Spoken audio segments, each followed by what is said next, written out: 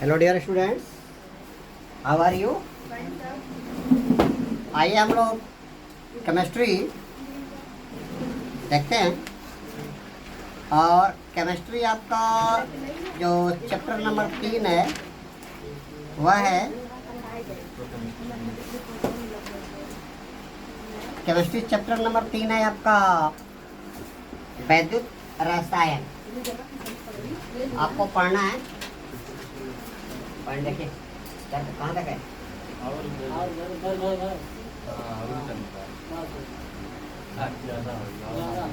चलो हम देखते हैं इधर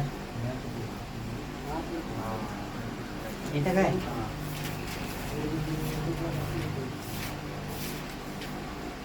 तो केमिस्ट्री और चैप्टर का नाम है आपका वैद्युत रसायन।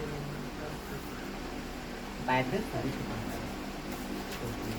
रसायन दैट इज इलेक्ट्रो केमिस्ट्री। इसमें हम क्या क्या पढ़ेंगे? ऑक्सीकरण और अपचयन अभिक्रियाएं देखेंगे। विद्युत अपघटनी विलयनों का चालकत्व देखेंगे। विशिष्ट और मोलर चालकता देखेंगे और सांद्रता के साथ चालकत्व में परिवर्तन।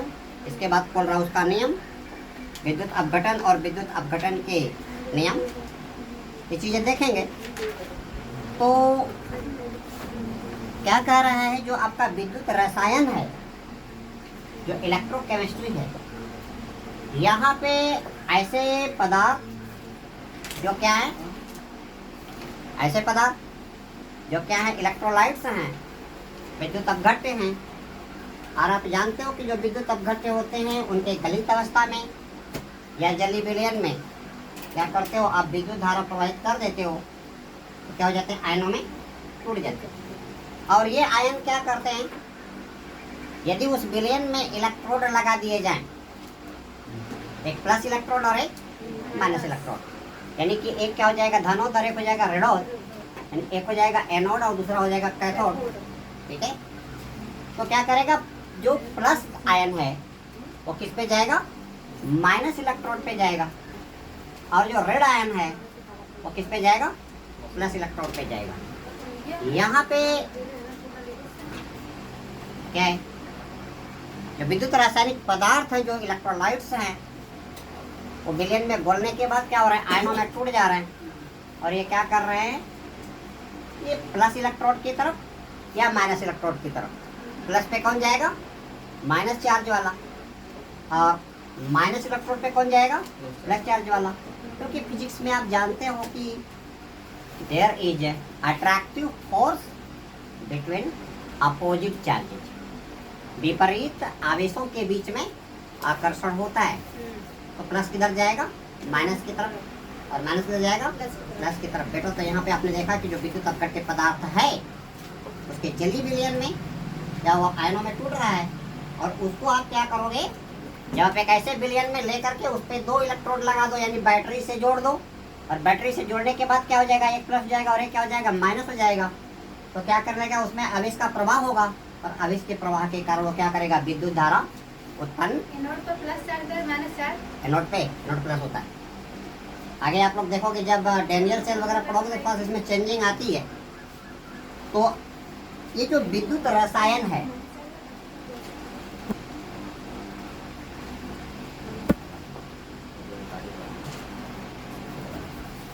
विद्युत रसायन के अंतर्गत रासायनिक ऊर्जा और विद्युत ऊर्जा के बीच रूपांतरण का अध्ययन होता है। क्या कहा, इलेक्ट्रो केमिस्ट्री, इलेक्ट्रोकेमिस्ट्री या विद्युत रसायन में किसके बीच अध्ययन, रासायनिक ऊर्जा और विद्युत ऊर्जा।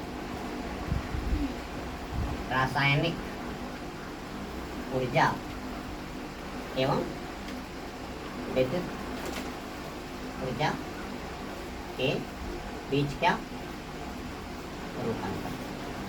यानी पदार्थ जो इलेक्ट्रोलाइट है, जो अणु है, वो क्या करेगा, आयनों में टूटेगा, और आयन टूटेगा तो क्या होगा, एक धन आवेश, दूसरा क्या ऋण आवेश। और वो क्या करेगा, आवेश जब एक स्थान से दूसरे स्थान तक जाएगा, क्या करेगा, आवेश का प्रवाह कराएगा। और आवेश की प्रवाह का अध्ययन हम किसमें करते हैं, किसमें करते हैं, विद्युत ऊर्जा में करते हैं, विद्युत में करते हैं।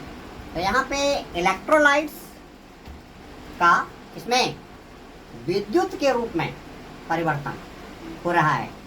और रसायन विज्ञान की वो शाखा जिसमें हम रासायनिक पदार्थों के बीच में संचित ऊर्जा को किसमें बदलते हैं, विद्युत ऊर्जा में बदलते हैं।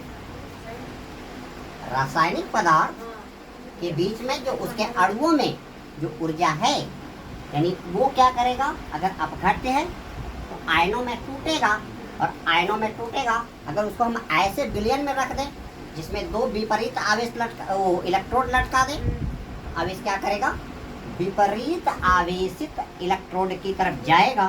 और क्या होगा, यहाँ पे आवेश का क्या होगा, प्रवाह होगा। और आवेश का प्रवाह क्या हो गया, विद्युत धारा का प्रवाह हो गया। तो यहाँ पे आपने क्या किया, रासायनिक पदार्थ के अंदर जो ऊर्जा संचित है उसको आपने किस में बदल दिया, विद्युत ऊर्जा में।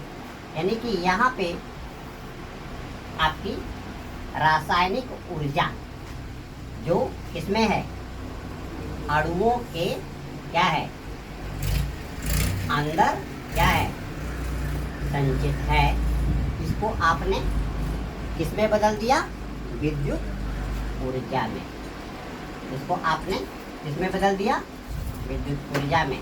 और रसायन विज्ञान की वो शाखा जो रासायनिक ऊर्जा और विद्युत ऊर्जा के बीच आपसी संबंध का अध्ययन, यानी कैसे रासायनिक पदार्थों में जो ऊर्जा है वो कैसे बिजली में कन्वर्ट हो रही है, कैसे इलेक्ट्रिसिटी में करंट बदल रही है, इसी को आप किस में पढ़ोगे, इलेक्ट्रो केमिस्ट्री में आप क्या करोगे, स्टडी करोगे।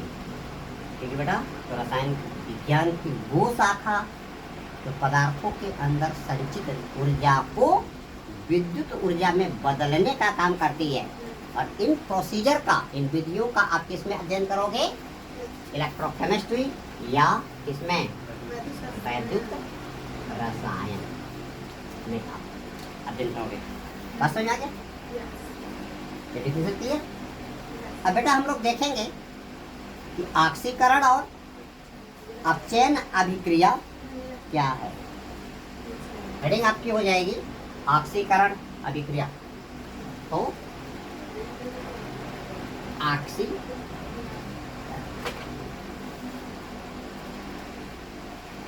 क्या होता है, जब दो पदार्थों को आप रिएक्शन कराते हो तो क्या होता है, रासायनिक अभिक्रियाओं में भाग लेने वाला हर अभिकारक अणु सबसे पहले किस में टूटेगा, परमाणु में टूटेगा।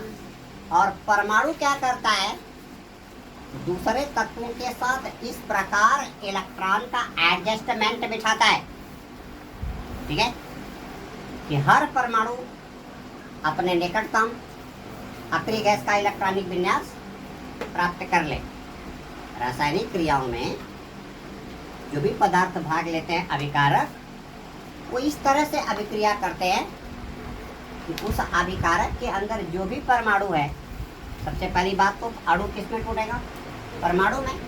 और परमाणु इस तरह से दूसरे तत्व के परमाणुओं के साथ इलेक्ट्रॉनों की इस तरह से एडजस्टमेंट बिठाते हैं कि सब परमाणु क्या हो जाए, अस्थायी हो जाए। यानी उनके बाहरी कक्षाओं में कितने 8 इलेक्ट्रॉन स्थिति प्राप्त हो जाए, ठीक है। यानी कि हर परमाणु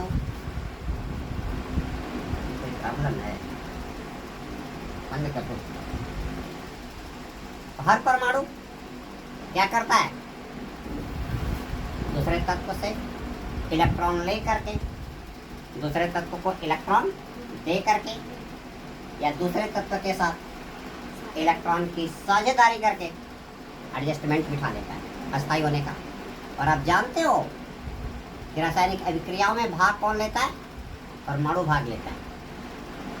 रासायनिक अभिक्रियाओं में परमाणु भाग लेता है, अणु भाग नहीं लेता।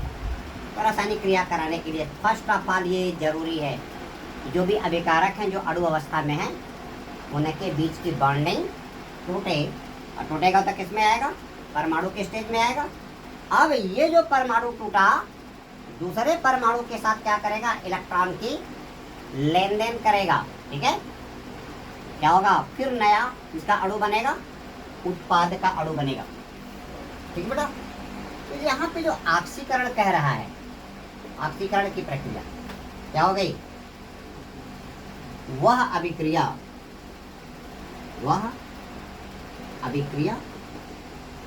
जिसमें क्या होता है?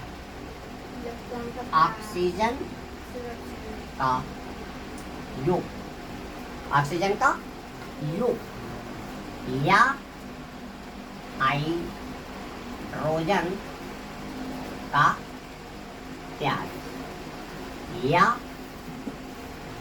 इलेक्ट्रॉन का त्याग, क्या होगा? इलेक्ट्रॉन का त्याग, इलेक्ट्रॉन का त्याग या किसी तत्व के ऑक्सीकरण संख्या का बढ़ाना। ठीक है, किसी तत्व के ऑक्सीकरण संख्या यानी क्या? ऑक्सीडेशन नंबर का बढ़ाना क्या कहलाता है बेटा? ऑक्सीकरण कहलाता है, या अंग्रेजी में बोले तो क्या कहलाता है? ऑक्सीडेशन।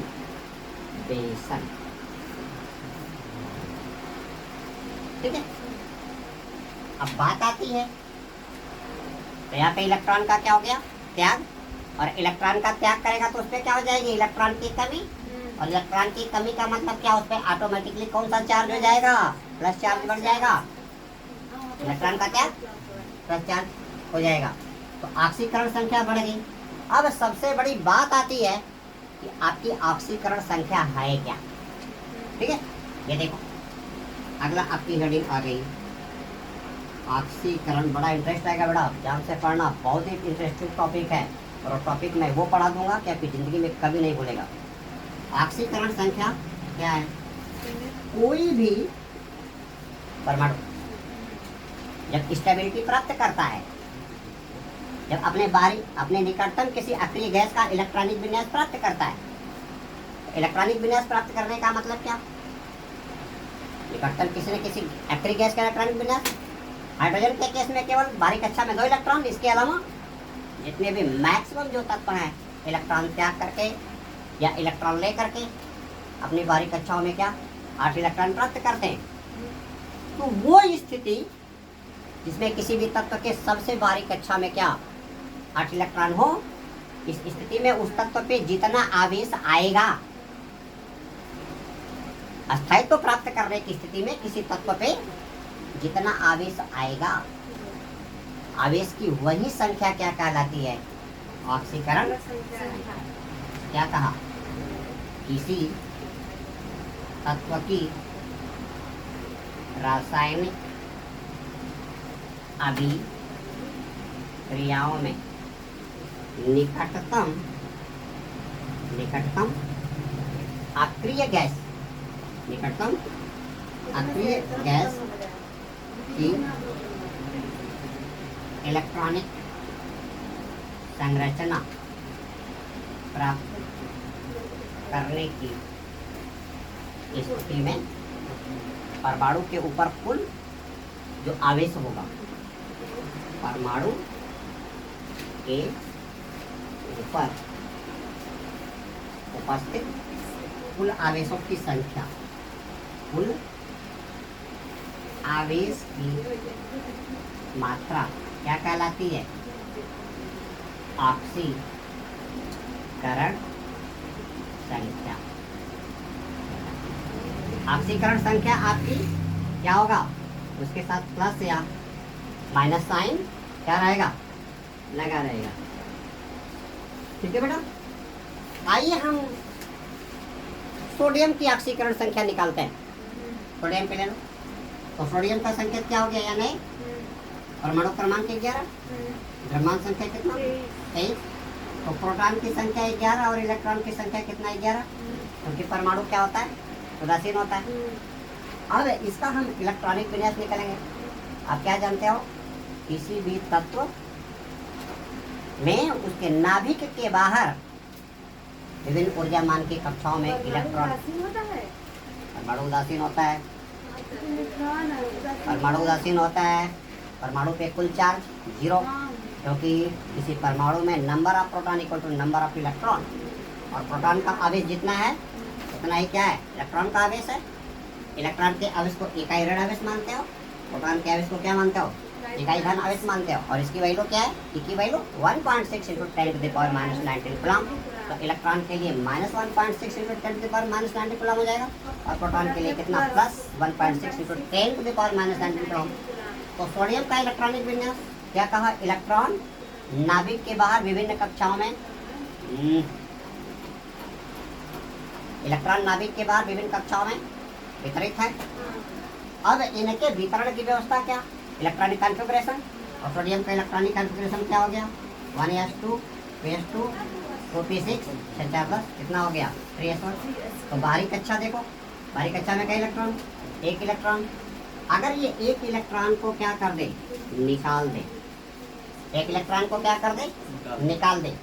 तो प्रोटॉन कितना बचा? 11, और इलेक्ट्रॉन कितना हो गया? 10 हो गया। तो कुल कितना चार्ज? +11 -10 कितना? +1। तो सोडियम पे आपका क्या आ गया? अस्थायित्व की स्थिति में, क्योंकि अब ये निकाल दिया तो इसकी बाहरी कक्षा कौन हो गई? ये हो गई। और इसकी बाहरी कक्षा में क्या इलेक्ट्रॉन? 6 2 8। किसी तत्व के द्वारा सबसे बाहरी कक्षा में 8 इलेक्ट्रॉन प्राप्त करने की स्थिति अस्थायित्व मानी जाती है। और जो भी आपका क्या बनता है? रासायनिक क्रियाएं होती हैं, ये तत्व क्या करते हैं? दूसरे तत्वों के साथ इलेक्ट्रॉन की लेन देन करके या इलेक्ट्रॉन की साझेदारी करके स्टेबिलिटी प्राप्त कर लेते हैं। और स्टेबिलिटी प्राप्त कर लेंगे तो क्या बना देंगे? अणु बना देंगे। और ऐसा नहीं कि एक तत्व क्या कर रहा है? इलेक्ट्रॉन दे रहा तो उसको फेंक देगा। इलेक्ट्रॉन दूसरा लेने वाला तत्व होगा, तभी इलेक्ट्रॉन की क्या होगी? लेन देन होगी। क्योंकि बड़ी मुश्किल से इलेक्ट्रॉन कमाया जा रहा है। जिसने खोजा होगा वो इलेक्ट्रॉन की वैल्यू जानता है। किसने खोजा था? 1897 ईस्वी में जे थॉमसन ने खोजा था। तो इलेक्ट्रॉन की वैल्यू जे थॉमसन सर जानते हैं कि कितना मेहनत उन्होंने खोजा था, इसलिए उसको फेंक नहीं सकते। एक तत्व इलेक्ट्रॉन देगा तो उसी के साथ क्या होगा? दूसरा तत्व इलेक्ट्रॉन लेने वाला होगा। और यहाँ पे एक बात स्पष्ट हो गई कि जो तत्व क्या कर रहा है? इलेक्ट्रॉन दे रहा है, इलेक्ट्रॉन का त्याग क्या हो गया? ऑक्सीकरण। उसी के साथ क्या करेगा? एक दे रहा है तो दूसरा का क्या कर लेगा? भिखमंगा है, हाथ पसारे, ले दा भैया। भिखमंगा है, हाथ पसारे, आ जाएगा, दे दा, वो ले लेगा। तो एक ने दिया और एक ने क्या किया? लिया। तो यहाँ पे दोनों के बीच क्या हो गई? इलेक्ट्रॉनों की लेन देन। और जिसने दिया उस पर इलेक्ट्रॉन की कमी, और इलेक्ट्रॉन की कमी तो उस पर क्या हो गया? जितना आवेश उस पर निकलेगा उतना क्या? Plus charge. और दूसरे ने जितना लिया उस पर कितना? Minus charge. तो कितना इलेक्ट्रॉन दिया? एक इलेक्ट्रॉन दिया। तो सोडियम पे क्या आ गया? +1 चार्ज आ गया। अगर क्लोरीन ले लिया तो क्लोरीन एक ले लेगा तो क्या हो जाएगा? -1। इसलिए आपकी क्या हो जाएगी? सोडियम की ऑक्सीकरण संख्या कितनी हो गई? +1। और क्लोरीन की ऑक्सीकरण संख्या कितनी हो गई? -1। तो दोस्तों ये आपको ऑक्सीकरण और अपचयन से संबंधित ये थोड़े कंसेप्ट थे। इनसे रिलेटेड अगला मेरा वीडियो बहुत ही धमाकेदार होगा। आप मेरे से जुड़े रहिए और देखिए धमाका कैसे बम विस्फोट करता है। तो आप हमारे अगले वीडियो लिंक की बेसब्री से इंतजार कीजिए। Very shortly I will release my next videos links related to this topics. Thanks.